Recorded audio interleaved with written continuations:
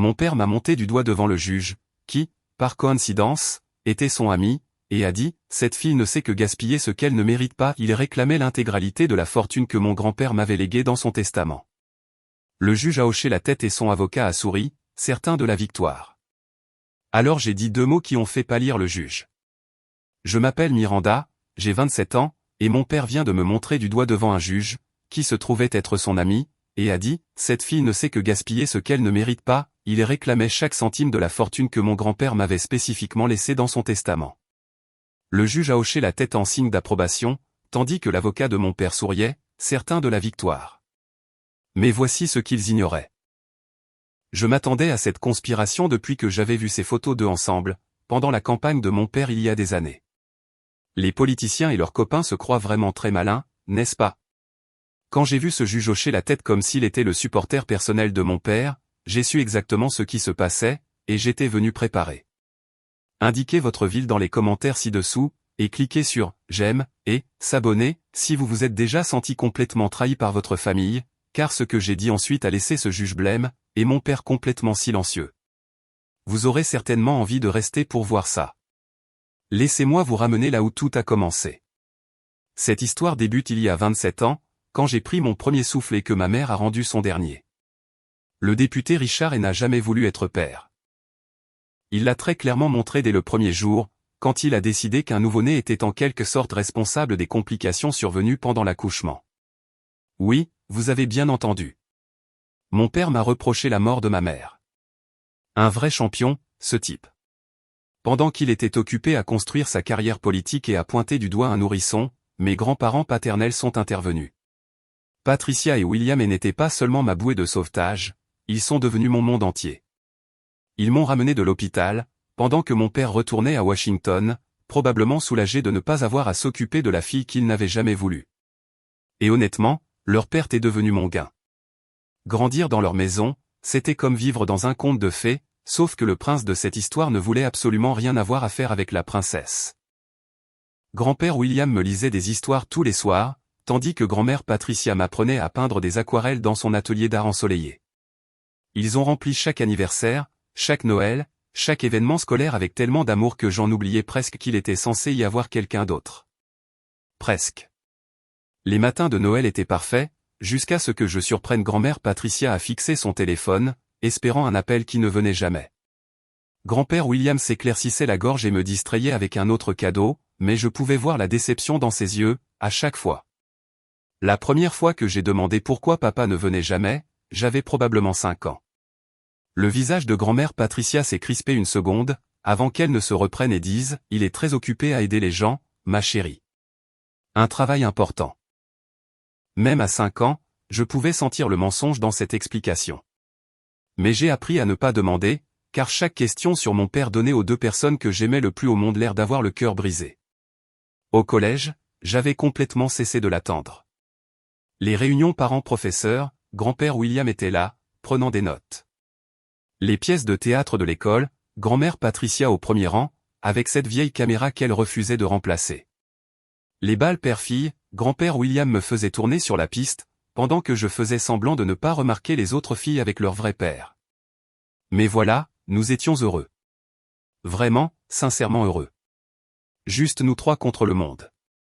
Le schéma de l'absence de mon père est devenu si prévisible que j'aurais pu en faire un calendrier. Noël apportait des cadeaux coûteux, livrés par son assistant, sans note personnelle. Les anniversaires signifiaient des cartes génériques, signées par quelqu'un qui n'était certainement pas lui.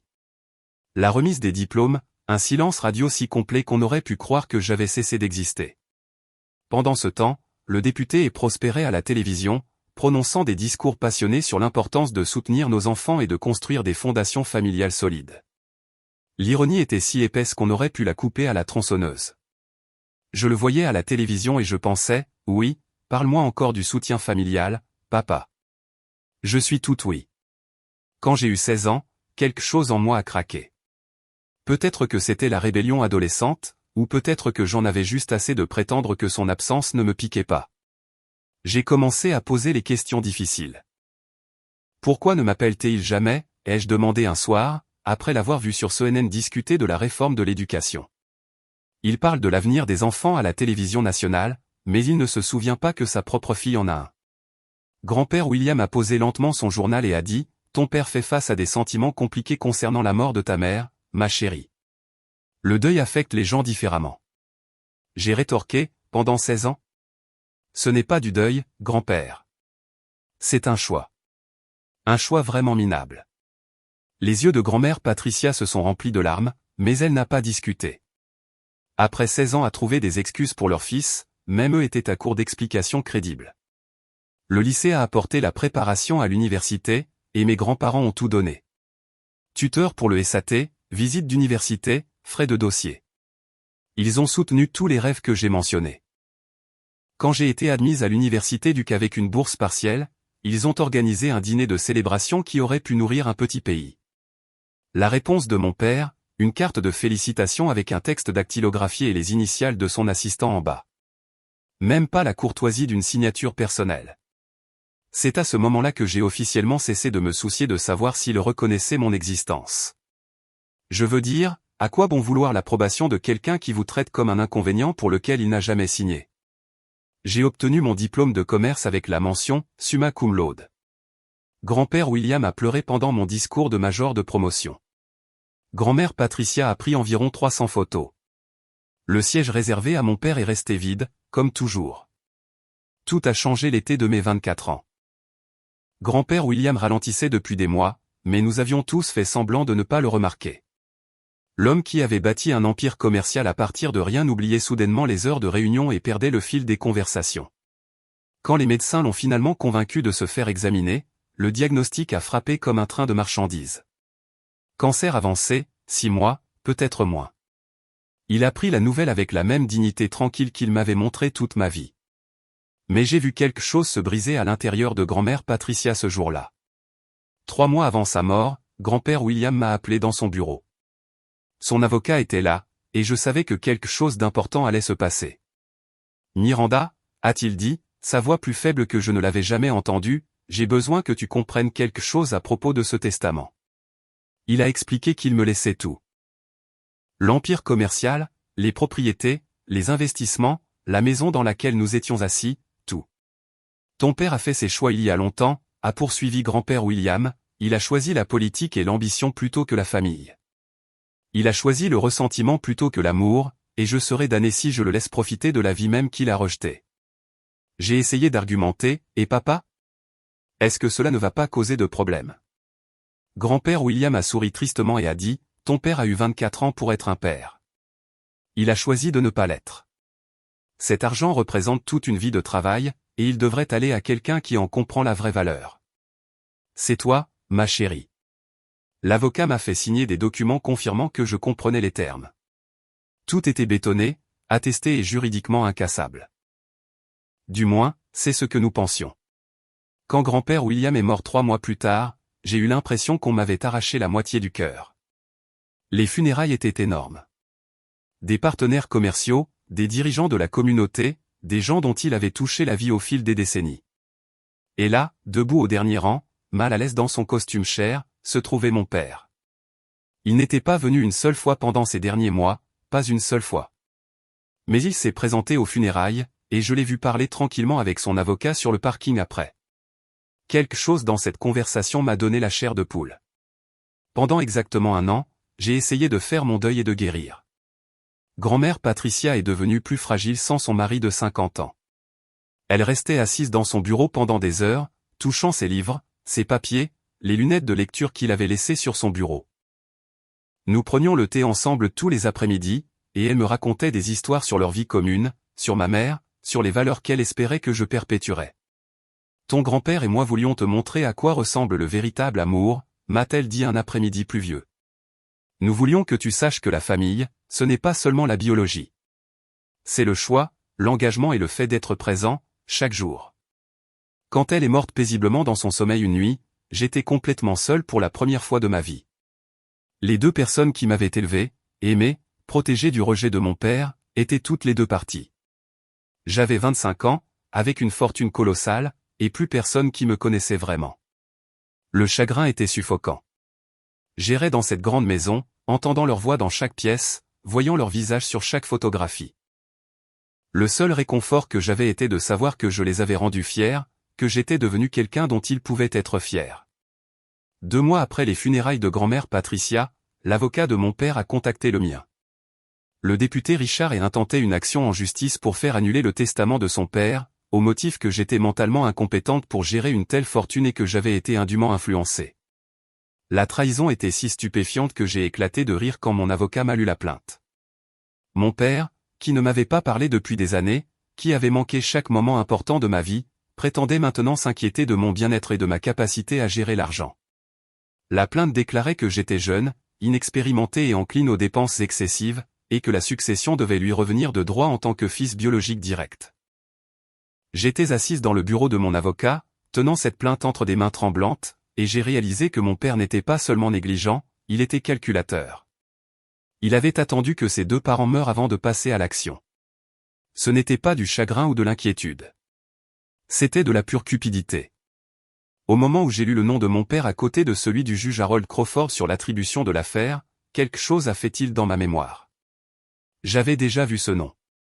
J'ai passé 3 jours dans le bureau de mon grand-père à parcourir de vieux albums de photos et des coupures de journaux des campagnes politiques de mon père. Et c'était là. Photo après photo du député et du juge Crawford lors de collectes de fonds, de rassemblements de campagne, de tournois de golf de charité. Ils n'étaient pas de simples connaissances.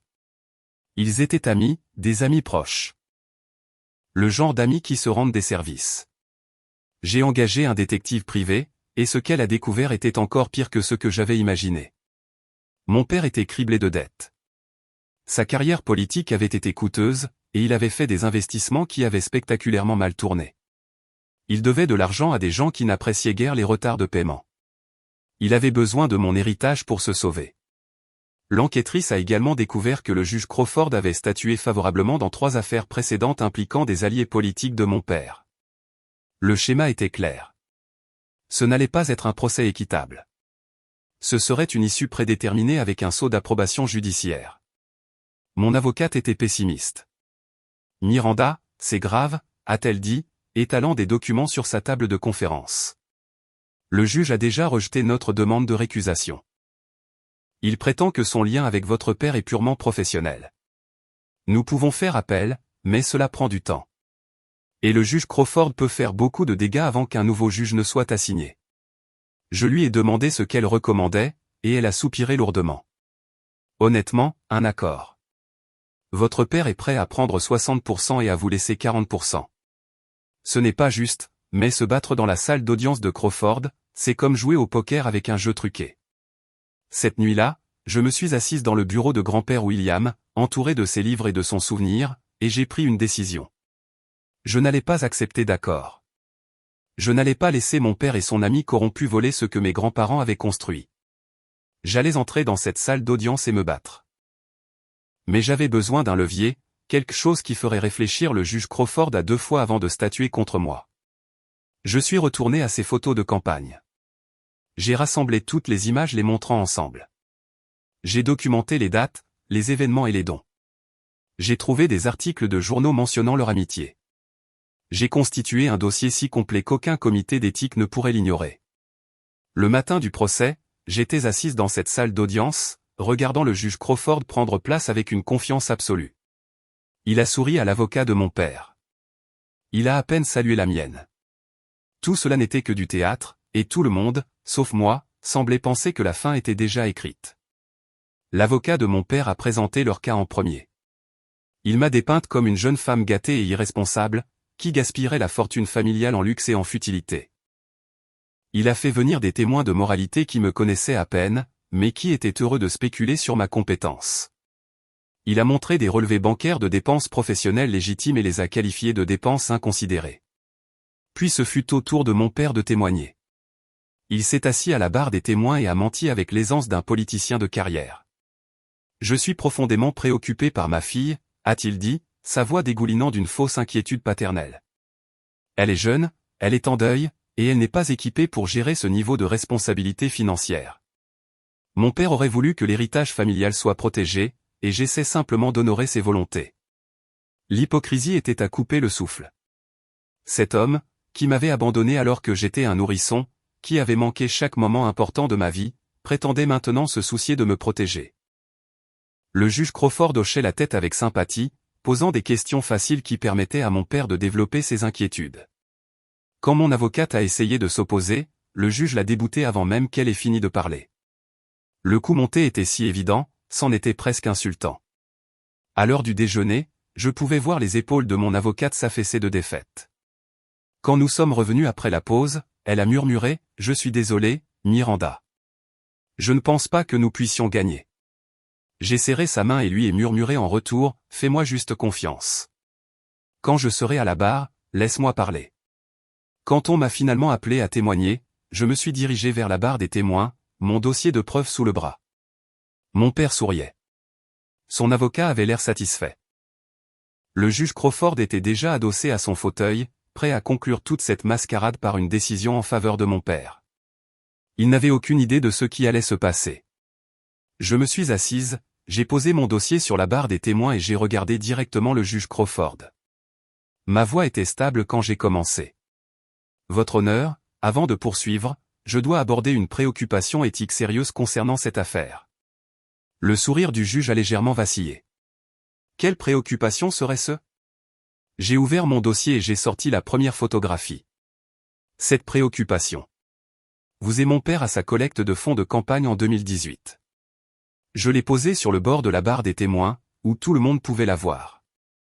Et celle-ci de 2019, lors d'un tournoi de golf politique. Et celle-ci de 2021, lors d'un gala de charité où vous étiez assis à sa table.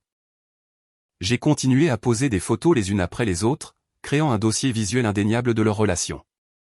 La salle d'audience était devenue complètement silencieuse. J'ai ici 17 photographies documentant votre amitié avec le plaignant au cours des 7 dernières années. J'ai aussi des dossiers montrant que vous avez statué favorablement dans 3 affaires impliquant ses associés politiques.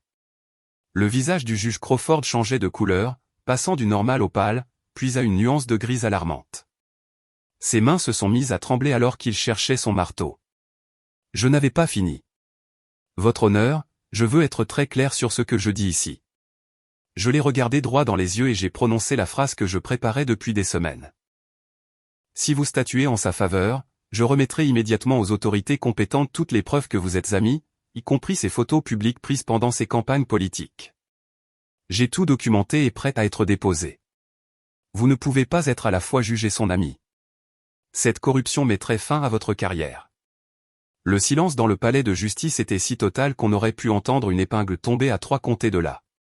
Les mains du juge Crawford tremblaient si fort qu'il pouvait à peine tenir son marteau. L'homme qui était entré dans cette salle d'audience, confiant dans sa capacité à rendre un verdict prédéterminé, réalisait soudain que toute sa carrière judiciaire était sur le point de se terminer dans la disgrâce. Nous ne sommes pas amis, balbutia-t-il, sa voix à peine audible. Et je n'agirai pas favorablement envers le plaignant. Sa voix devint légèrement plus forte alors qu'il continuait, pensant probablement que c'était sa seule chance de se sauver. Nous avons ici un testament explicite d'un homme qui était clairement sain d'esprit lorsqu'il l'a rédigé. Les preuves médicales confirment sa compétence mentale au moment de la rédaction.